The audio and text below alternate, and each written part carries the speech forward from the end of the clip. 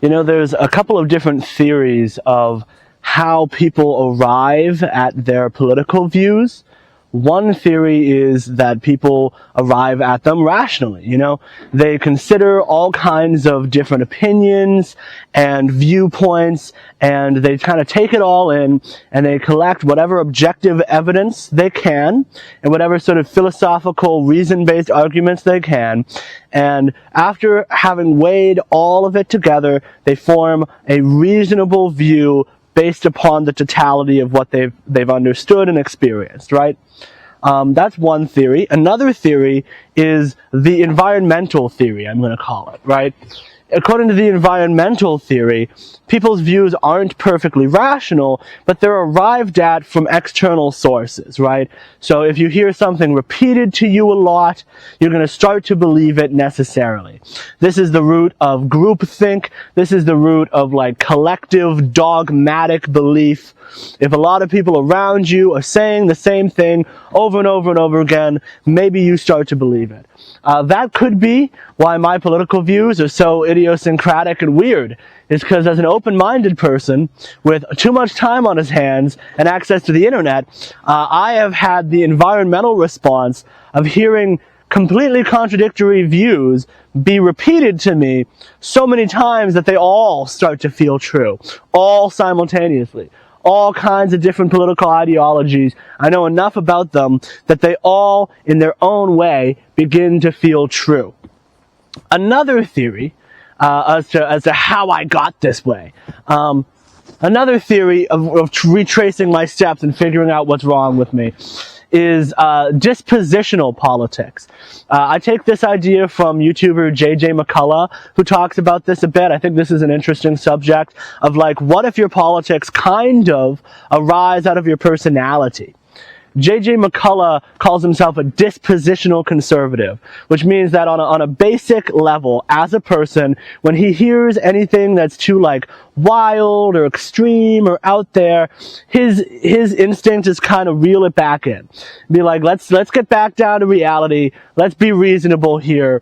You know, let's not try to change things before we understand why they are the way they are. Let's not tear down that fence, Chesterton's fence. You know, let's not tear it down. Maybe that fence was put up to keep the wolves at bay. You know, let's not do anything too drastic of a change until we really know why and we have really considered reasons for changing things. So he's just very skeptical of dramatic change, and he's also very skeptical of radicalism. On a basic level, he kind of wants things to be sort of reasonable and moderate. And then, on the other hand, you could have a dispositional radical. Somebody who on a basic level is passionate and wants drastic change, and they want it now, and they're ready to fight for it. What's interesting about McCullough is that he is a conservative in a time where the main flavor of politics amongst the political right is, in a weird way, radical. People like Trump have big personalities and are talking about very bold, very significant changes. Whether those changes are in a positive direction or not, I leave up to you, but he's definitely radical in a sense. And so he's unique in his willingness to be non-radical within his own camp. Similarly, I think people's views can be shaped by a number of different personality traits, and today I'm going to be talking about how my views, I think, are shaped by a sort of neuroatypicality.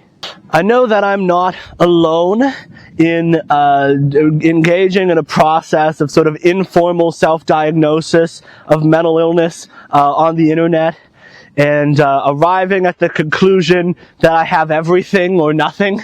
I think a lot of people are slowly tacking on different neuroatypicalities and mental illnesses that they feel like they relate to the diagnosis at least somewhat, but they don't actually know if they have that thing or if they just relate to it somewhat.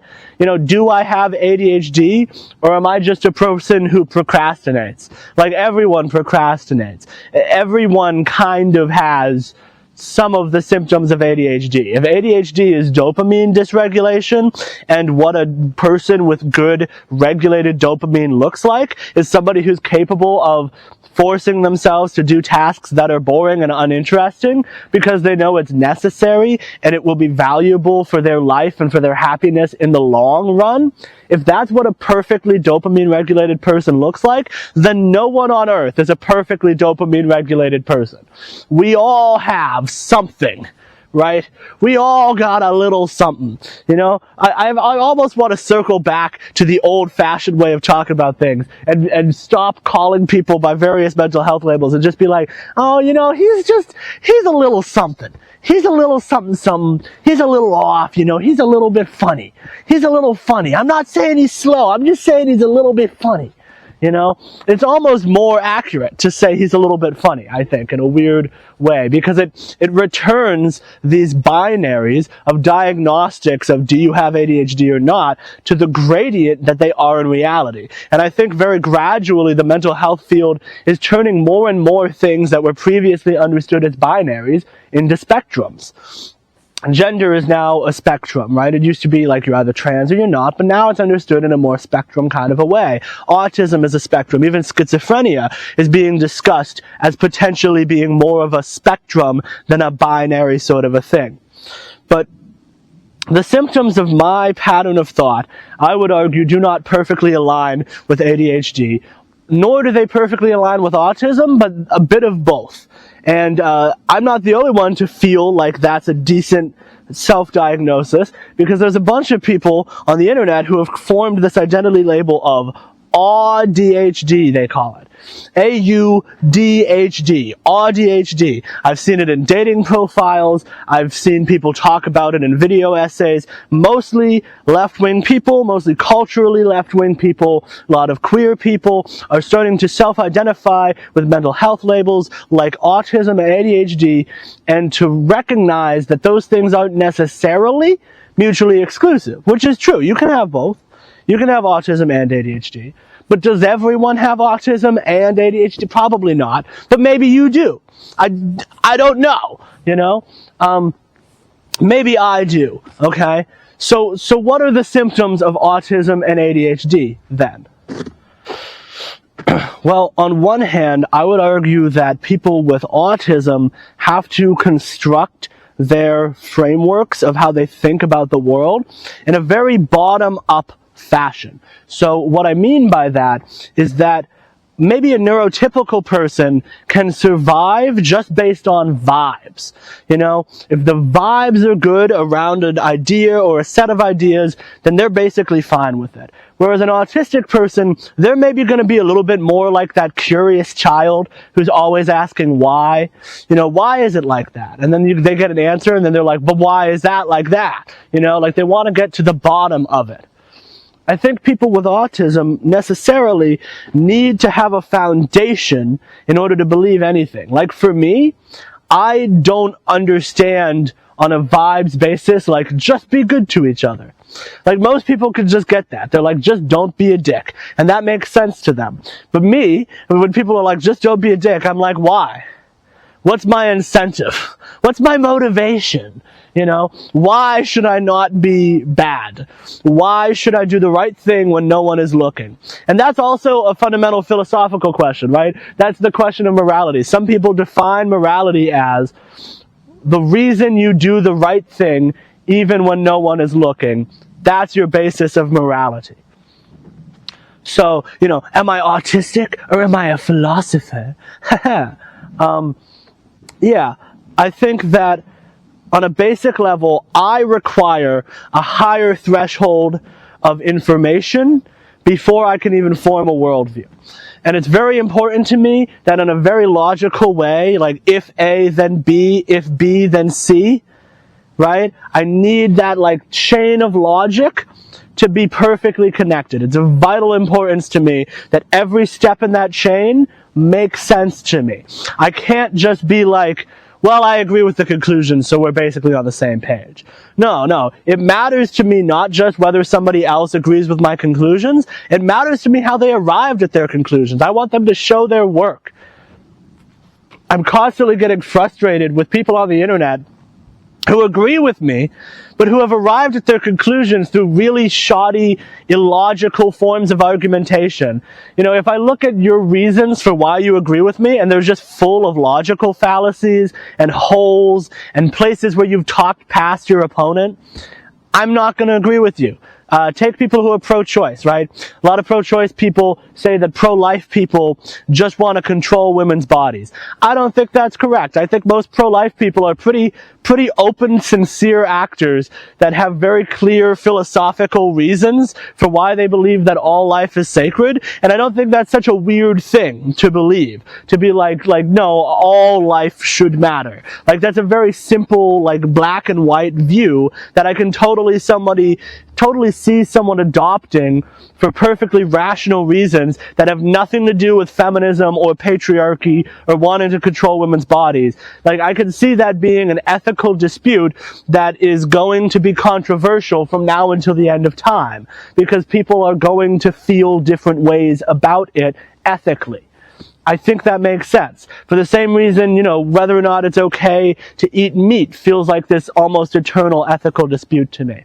So, on a basic level, I care about one's arguments and one's reasons for what they believe, and I'm a bit neurotic too. Neurotic is the word I would use. And when I use the word neurotic, what I mean is that I could probably stop at some point. At some point, I could probably say, you know what? I've read 12 books on this subject, full of studies that prove that I'm right. Right? I've already figured out who's right on this particular debate. I could probably stop reading now and just be like, yep, that person's right. But I can't do it. I'm always like, but how do I know I know? How do I know I'm sure? How can I possibly be sure that I'm right? And I have this constant nagging doubt, and it makes it very hard to act in the world. It makes it very hard to take action, because every time I take action, I worry that the people I'm taking action against are secretly right. I worry that everything I believe is secretly wrong, and all of my ideological opponents are secretly right, and I've been duped, and I'm fighting for the bad guys. I'm fighting for the wrong team. I've been deceived. And that constantly gnaws away at me. And it drives me insane that so many of you motherfuckers out here don't seem to have any doubt at all. You have brazen, unearned confidence regarding subjects you know nothing about. It's insane. In addition to the fact that I have this more autistic way of viewing the world, I also have a bit more of a schizophrenic way of viewing the world, you could also say. But that comes from ADHD. So take this long walk with me, okay? I have a very short attention span. I'm not good at reading books, alright? I can watch YouTube videos, I can listen to podcasts, and because I'm interested in politics, these subjects that are maybe very boring to a lot of other people are very interesting to me, and so I can watch very long, very boring video essays and listen to very long, very boring audio books, but I cannot force myself to just sit down and just read a fucking book. I can't do it. It's too much. It's too much on my brain. I have this ADHD. And there's this group of people on the left who are always saying, read theory. You have to read the original text, and audiobooks aren't real reading. Just read a fucking book, you lazy nerd. And there's this response on the left that says that that's ableist. And I think that's a little heavy-handed to call it ableist, but I think those responders are kind of correct, because on a basic level, I can't read a book, but that doesn't mean that I don't know everything that's in it. Just because I can't read your boring-ass book doesn't mean I can't spout all the same philosophy quotes that you can, just as though I did, and deceive you into believing that I have in fact read the book. Which I would argue makes me functionally just as smart. But maybe not. Maybe there's some secrets in that book that I don't know. Maybe because I don't read enough, I don't know just how much there is in these books. And I just don't understand how much depth there is to them. But either way, on a basic dispositional level, I have low willpower. I have no fucking willpower, man. I cannot overcome my weaknesses. I'm weak. Okay, I'm a textbook weak person. I can't seem to get myself to exercise regularly or brush my teeth on a regular basis. I mean, you know, I try to maintain good hygiene, but it's hard for me to motivate, you know. And I'm not alone in this. I have people in my life who also have like ADHD or autism, and they struggle with different things, but they struggle with different things in the same exact way. So, on a basic level, I don't have the dopamine to get granular.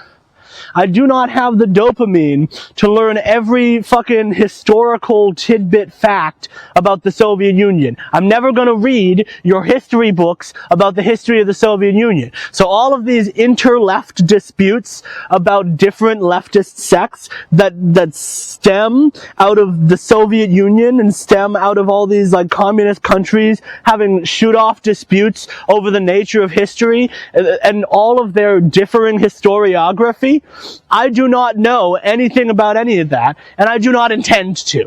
And I don't think I should have to. I don't think I should have to know what the fuck Nestor Makhno was on about in order to form political views in the 21st century. This has also led me to adopt a kind of an anti-science critique almost. I have a sort of an anti-science philosophy. And what I mean by anti-science is that I have the humility to know that I am not an expert in any one of the numerous subjects that touches politics. And there's so many subjects. You know, in order to have opinions on climate change, you kind of need to be a climate scientist. In order to have opinions on trans people, you should maybe be an endocrinologist. In order to have opinions on men and women and sex differences, maybe you should be a neurosurgeon. So you can understand white matter in the brain and know whether or not that's a thing that matters, right? You know, maybe in order to understand war and conflict and geopolitics, you need to be a historian. You need to know that they're using good historiographic methodology. You need to be a psychologist. You need to be a sociologist. You need to be every fucking discipline in the entire world, because it's all political. It all touches politics in a different way. And so you have to know everything about everything to what? To vote? That's way too much to expect of an ordinary citizen, or even an unordinary citizen. Even a really smart person can't be an expert in everything. And so when you see these political debates, and they get hung up on debating methodology. They're debating like whether or not the thing that the person said was scientifically true. And suddenly they're debating these very detailed methodological claims, and you end up seeing people go back and forth and be like, well, that study was rebuked in 2014. And then the other guy's like, well, but your study was rebuked. And if I see that happen in a debate, if I see one person cite a study and the other person says that that study's bullshit, I don't know. I don't know which one of them is correct. I have no way of knowing whether or not the study they cited is bullshit. All I have is the shell around the study. All I have is the philosophy, the conclusions that they came to from that study. But there's still value in that, by the way. One thing that I've come to believe more recently is that too many people get focused on destroying another worldview. It's like a sandcastle or like a house with a foundation, right? They see something in the foundation that might not be factually correct. They see something in the foundation that might not be logically correct. They see something they can criticize, something they could pick at, and they use that to make the whole house collapse before they've even explored inside of it. But there's something beautiful in most of these ideologies. There's something beautiful about building this whole big castle of cards, this whole big worldview. And to not even see that big worldview, to not even be curious about it because you found a flaw early on, just seems really closed-minded to me. I think that most people would be better off if instead of trying in desperation to maintain only one solid worldview, one solid framework, they did a better job of developing a depthful understanding of multiple entire worldviews. And that doesn't mean they have to agree with that worldview, but they need to be able to see it inside and out and know how it functions with just as much depth and clarity as somebody who uses that worldview as their map in their day-to-day life to form opinions. I made fun of pro-choice people a little bit earlier on in the video, but I am personally pro-choice, and I'll tell you why. The reason I'm pro-choice is because I think about what if you were in the military, right? And you got captured, you're a POW, and you're being tortured, and you're being asked to give away the locations of some of your fellow soldiers, and that would get them killed, right? But you're being tortured. And eventually, the pain is so unbearable that you give in, and you give away the locations of those fellow people. Did you do something wrong? Was that immoral of you to do? Did you do the wrong thing? Did you make a choice? Did you have a choice? You were being tortured, and theoretically, you're a person with free will, and while torture might influence your decision, it might put pressure on your decision. Ultimately, because anybody who derives their worldview from free will, in my opinion, is putting a lot of weight on the word ultimately. Ultimately, your choice is your own, right? Ultimately, everything you do is down to your choice. You are the owner of all of your actions. You are responsible for yourself. I call bullshit. I think if you're being tortured, then you're gonna give it up. It doesn't really matter what's right or what's wrong. What matters is what's gonna happen given those circumstances. And most people cannot stand torture.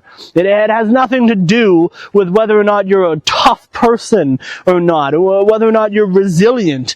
It would be wrong to impose upon somebody the idea that they were morally failing because when in a horrible situation, they did what they had to get out of being in massive physical pain. I would argue that pregnancy, unwanted pregnancy, is pretty close. I mean, look, saying that having a baby is torture sounds gross, especially if somebody believes in the sanctity and the ritual beauty of bringing a life into this world and being a mother. But if you didn't choose it, it's literally considered one of the most painful experiences a human being can have to give birth. Women are not really built in the human species the way that they are in other animal species to give birth. It's very painful. In the wild, women would often die. We have these massive heads, and women have very small waists. It's really not a very well thought through process evolutionarily. You know, we kind of got lucky that this weird malfunction ended up making us real smart. Because otherwise, it probably would have been bred out of existence after a couple of generations because of the sheer amount of pain and harm it caused to the mothers in question. And the whole process before that, the 9 months of carrying the child, the vomiting and the sickness and the mood swings, your mind no longer is your own, your body is no longer your own. That's horrifying. It's like having a fucking parasite. On a basic level, I think that is close enough to torture that I do not morally judge at all what somebody does under those circumstances. So, you know, I wouldn't bother with any of these other arguments because I don't need them. I don't need to say a fetus isn't developed enough to be considered a full person. I don't think there's a thick black line you can draw in the sand between a fetus and a baby. I don't think there's a thick black line you can draw there. I don't need to talk about the medical risks to mothers, because what does the medical risks matter if you're making a moral claim? Some people will say something really gross, like, even if she'd been raped, she should keep the baby. Well, you know what? If you're thinking in rigid moral terms, that actually makes sense. right? Because if you'd been raped, that's a harm that's come to you, but just because a harm has come to you doesn't mean you now get to cause harm to an innocent unborn life, right?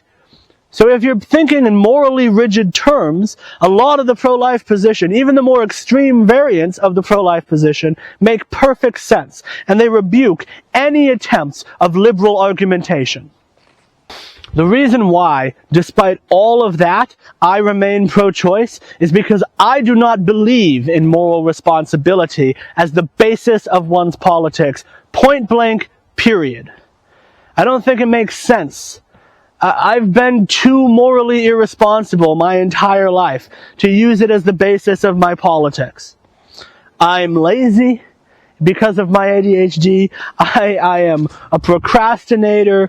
I do not live up to the goals I set for myself on a regular basis, constantly. I am constantly falling short of my own moral and ethical standards.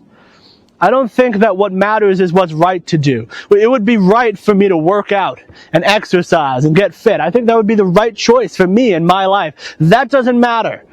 What matters is what you're going to do.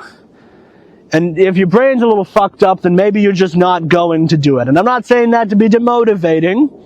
Okay, I know it's good to kind of trick your brain into thinking you can accomplish even impossible things, because that will make you more motivated. And I do think I can overcome some of the limitations of my own ADHD on a personal level. But I don't believe in imposing responsibilities upon other people when I can predictably see that the system is designed to make them fail. And this is also the basis for my position on ethical consumerism.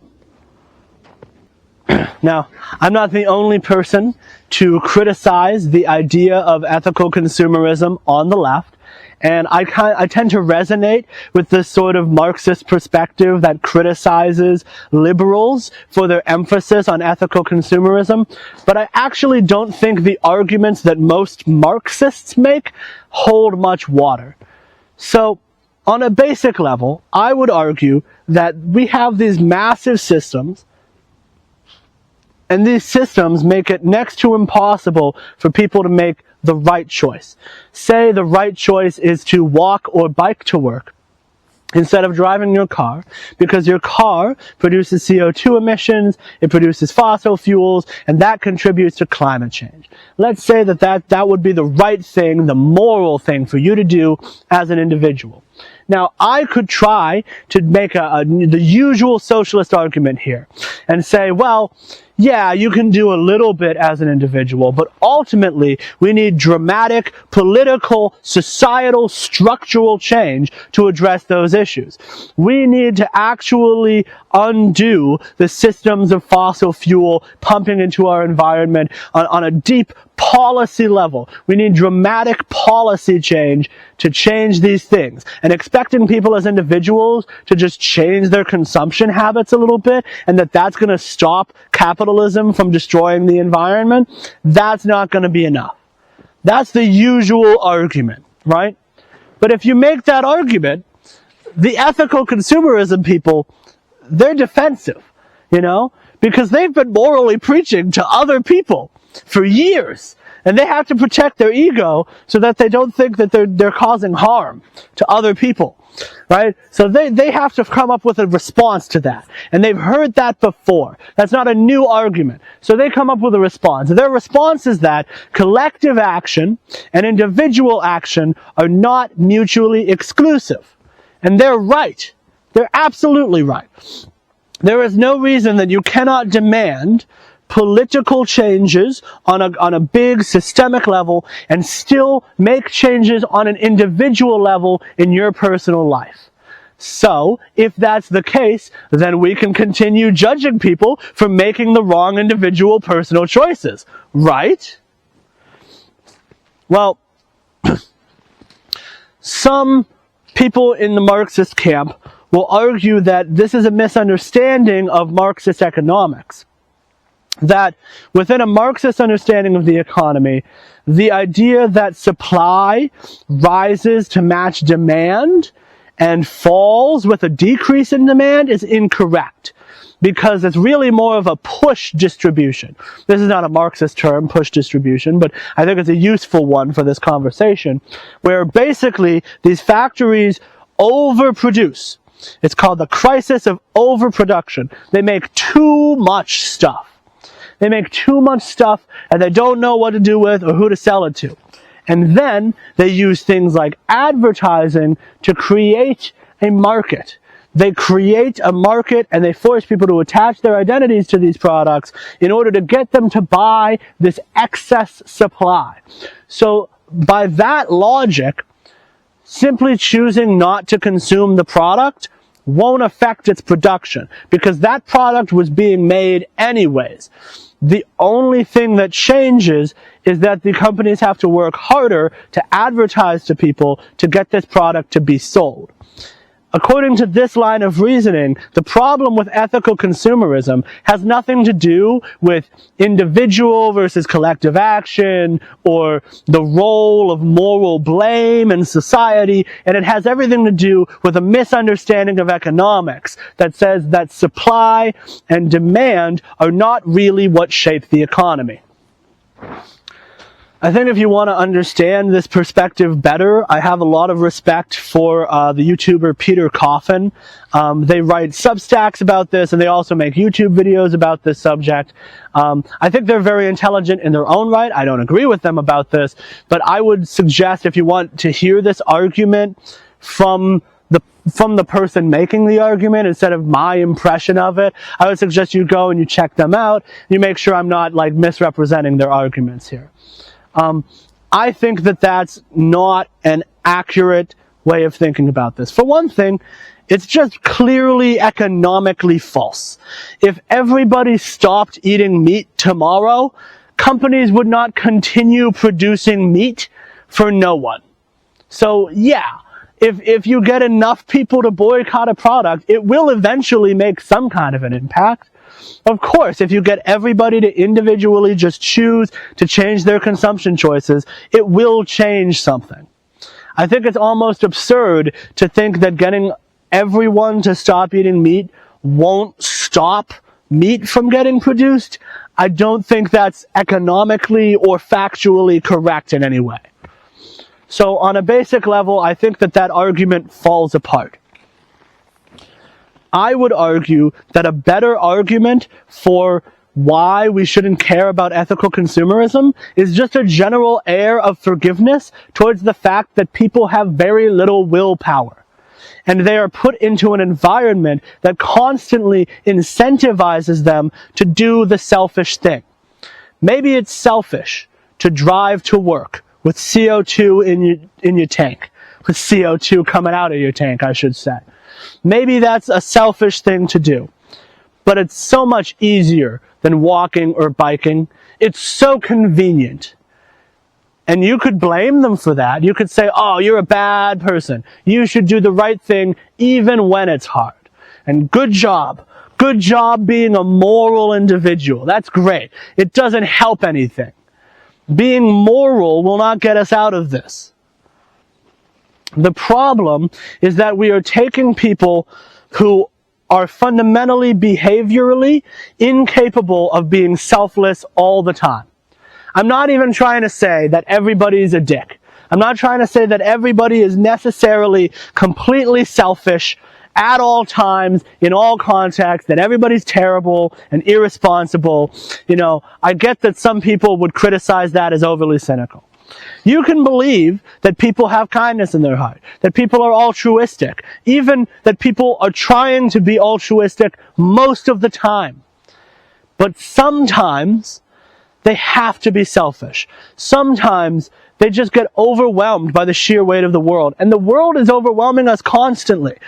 We have to work way too hard. We have to work way too much. We have all kinds of different social responsibilities. We have a personal life. We have to make money. We have to balance all of those things simultaneously. And some of us have to do it without any dopamine regulation. So to take all of that is weighing on a person, and then to be unforgiving towards the fact that sometimes that person is necessarily going to be selfish in ways that our entire society incentivizes incentivizes them to be. Our entire society makes it easy to drive to work. All of the infrastructure is laid out in such a way that it's very easy to drive to work.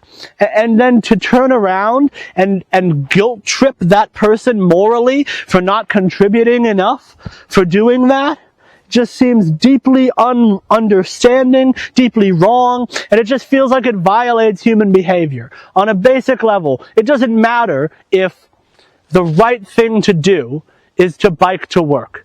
It's hard, and most people won't. That's it. At the end of the day. And the problem with that is that it's not a moral statement. So it can always be responded to in moral terms. For example, somebody could say to me, but I want to drive to work, right? And I could go, is biking to work too hard for the privileged white man? Is that too hard for you? I could mock them. I could call them weak, right? Weak is what I said I was earlier. I could treat them as a weak person, and in so doing, mock and insult them for their failure to live up to my moral standards. Or, I could just be forgiving for once. There's this great book that I've been not quite reading lately, where the basic crux of the argument of the book is that you don't have to be political.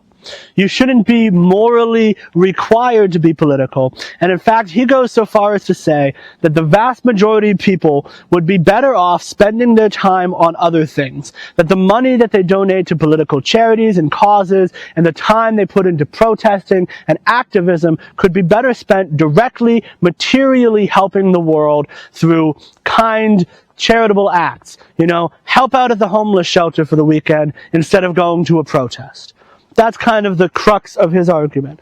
But his reasoning for why you don't have a responsibility to be political has a lot to do with intelligence. He says that basically it's wrong to expect everyone to be an expert in all of the different subjects necessary to form political views. And so, because of that, people shouldn't have to participate in politics at all. I would change this slightly. I would say that because people do not have the time or the energy or the capability really to be expected to become an expert in everything in politics, if they engage with politics, it should take on a minor role in their life. It should be a hobby. And we should be able to treat it as a hobby without making it so serious. I'm not going to go so far as to say that no one should be involved in politics at all, ever, but if you do become interested in politics, you should be able to treat it as a hobby without this moral indignation and seriousness that people give it. People will hate people with the wrong politics. A lot of people will hate people who aren't engaging in politics because they're privileged. Oh, you have the privilege. I heard this in real life the other day. A friend of mine was like, I'm not even that into politics. And then another friend of mine was like, you don't have to be, because you're just a straight white man. You're a straight white man, so you don't have to be interested in politics. But some of us are under attack right now. So, I think that's bad to do to people who are just trying to live their lives for obvious reasons. But I want to argue specifically why. I don't want to just say, for obvious reasons. I want to give actual reasons for people. For this reason, I also suggest that when people do engage in politics, they worry less about the granular stuff. They focus less on the day-to-day, they focus less on current events, and they focus more on the big picture disputes. I recently saw a post, and the post was, it was Charlie Kirk's wife, and she was wearing a sparkly dress, and the person was trying to argue that she didn't really sincerely care that much that her husband was dead because she was wearing a sparkly dress. So that must mean that she's happy and like kind of, you know, gloating and enjoying the fame that came along with it. And so they're kind of speculating wildly based on nothing, based on a dress that a person is wearing, what that person's mood is, and then they're attaching morality to that person's mood, and they're talking about a person who they don't know, and why? Well, because that person disagrees with them politically. Well, then why don't you just start there? Why don't you stop wasting your time speculating on fucking dress colors and talk about the actual basic divide? Talk about what it is conservatives typically believe and what it is liberals typically believe, and why you think that the one you think is wrong is wrong. Focus on the real deep divide, the real deep issues, instead of getting super granular and hyper-focusing on whatever the current flashy, clickbaity thing is that is just a small microcosm. And the people who are going to disagree with her are going to be people on the other side of that big value gulf. Every time. It's always going to be people on the other side of that values-based divide who disagree with you. So then does it really have anything to do with this tiny specific thing? Or can you just zoom out for once? I always try to act with the humility to know that a study will not change my opponent's mind. That science will not convince people who disagree with me. And that, were the roles reversed, their science probably wouldn't change my mind either. If they sent me a study that showed that the police discriminate against white people, this is not a hypothetical, this is a study I was sent at one point by the racist friend of the family, right? I'm not going to suddenly change all of my views about race politics. Nor am I going to waste my time and energy trying to figure out exactly what went methodologically wrong with that study, because I am not involved in policy studies. I don't know the metrics they used to determine discrimination. How do you even measure that? How would that work? How would one go about it? I do not know. I don't know if when I hear information from sociological data, if they're using an opinion poll or if they derived their information from like big data scraping where they got information from real people acting in real time on the internet, which is supposed to be maybe more reliable, but there's also disputes about whether it's more reliable. I don't know. And I don't have the goddamn time, and no one does. So let's stop pretending that we're gonna read the book. And let's argue in a way that steps outside of that.